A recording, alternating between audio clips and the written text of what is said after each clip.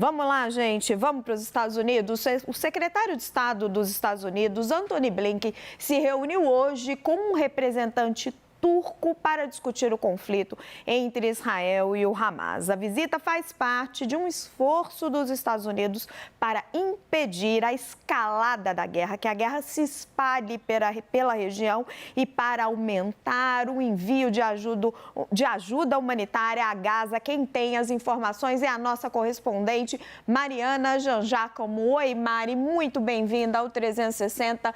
Explica para nós qual que foi a conversa entre o Blinken e o representante da Turquia. Oi, Raquel, muito obrigada. Boa tarde a todos. Raquel, foi uma conversa centrada nas questões humanitárias. Antony Blinken disse que conversou com o ministro de Relações Exteriores da Turquia sobre expandir a ajuda humanitária na faixa de Gaza. Só que ele não deu mais detalhes exatamente de como isso aconteceria. Foi questionado por repórteres na hora de ir embora da Turquia e disse o seguinte: olha, nós conversamos sobre ajuda humanitária e nós conversamos sobre a não escalada do conflito. Ele até falou, até anotei aqui exatamente o que ele disse, foi o seguinte: nós fizemos esforços para evitar que o conflito virasse regional. Às vezes, a ausência de algo ruim pode não ser o sinal mais óbvio de progresso, mas nesse caso é. Ou seja, Antony Blinken sendo cobrado, questionado sobre os avanços concretos feitos em todas essas negociações, não só com os turcos, mas também com os outros representantes dos países árabes com quem ele se encontrou nessa viagem. E dizendo, então, que o grande resultado dessa viagem foi a não escalada do conflito, o conflito não ter virado regional até agora. Então, essa mensagem dos Estados Unidos de união ali com Israel, mas também com os países árabes, com aliados da região, para que o Irã não entre nesse conflito, para que outros agentes não entrem nesse conflito. É isso que Blinken tem dito, se defendendo ali, de certa forma, dessas cobranças. Por quê, Raquel? Por que veio esse questionamento exatamente nesse último dia de viagem e nesse encontro com o ministro de Relações Exteriores da Turquia? Porque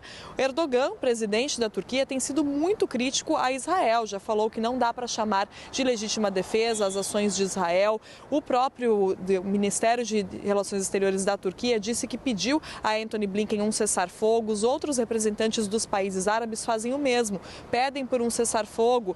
E Antony Blinken nega, né? Ele não se recusa, o governo americano se recusa a falar de cessar-fogo, prefere falar em pausa humanitária. Isso é algo que Biden já disse, que Blinken defendeu também nessa viagem, ou seja, um intervalo ali nos bombardeios para que mais ajuda possa entrar, para que mais pessoas possam sair da faixa de Gaza, também toda a questão da libertação dos reféns, mas cessar fogo realmente não está ali no discurso dos Estados Unidos, muito menos de Israel, é claro. E aí os Estados Unidos tentam fazer esse meio de campo entre os países árabes que pedem por isso e Israel. Claro, os Estados Unidos demonstrando muito apoio a Israel e acabam ficando então nessas conversas que dão a impressão para muita gente, né, para a comunidade internacional, de que acabam não avançando tanto. Quais os passos concretos? Então, Antony Blinken se defende e diz que simplesmente o fato de o conflito não ter escalado, não ter virado uma guerra regional, já é um sinal do avanço, já é um sinal, um resultado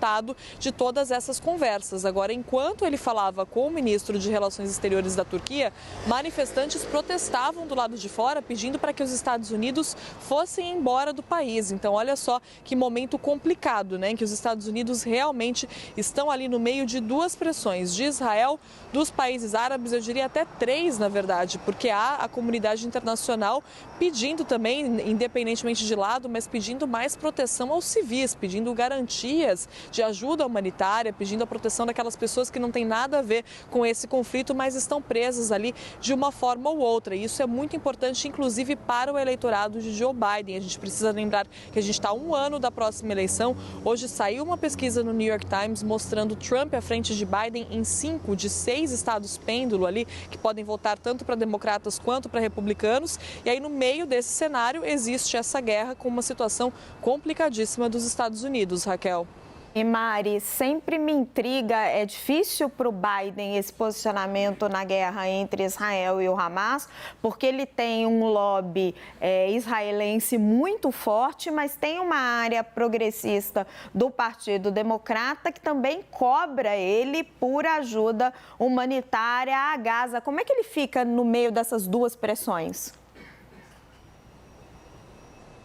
Exatamente, Raquel. E aí o Biden vai tentando moldar o discurso conforme as coisas acontecem, né? Porque bem no começo, logo no dia do ataque do Hamas, o Biden foi ali, ele fez um discurso, né, demonstrando o apoio a Israel, falando muito sobre isso. Aí depois logo foi a Israel se encontrar com Netanyahu, ele que deixou essa questão de Israel-Palestina de lado, né, durante o primeiro mandato. Foi uma questão que ficou longe de ser prioridade. Aí conforme as coisas foram avançando, o Biden foi incluindo cada vez mais a questão humanitária no discurso dele, também a questão de um Estado palestino, separar muito o Hamas, o que é o grupo Hamas, do que são os palestinos, do que é o povo palestino. Isso ficou cada vez mais presente no discurso de Biden, até que na semana passada ele falou, né, que apoiava, sim, que é necessário ter uma pausa humanitária. Isso antes, né, isso ali em meio a várias cobranças do eleitorado dele, como você disse, um eleitorado muito progressista que cobra essa postura de Biden. E aí logo depois, no final de semana, a gente viu protestos em várias partes do mundo pela Palestina, inclusive na própria capital americana. Então isso deve ser algo que deve estar cada vez mais presente ali no discurso do Biden, ele tentando se adaptar às circunstâncias, Raquel. Muito obrigada, Mariana Janjá. Como a gente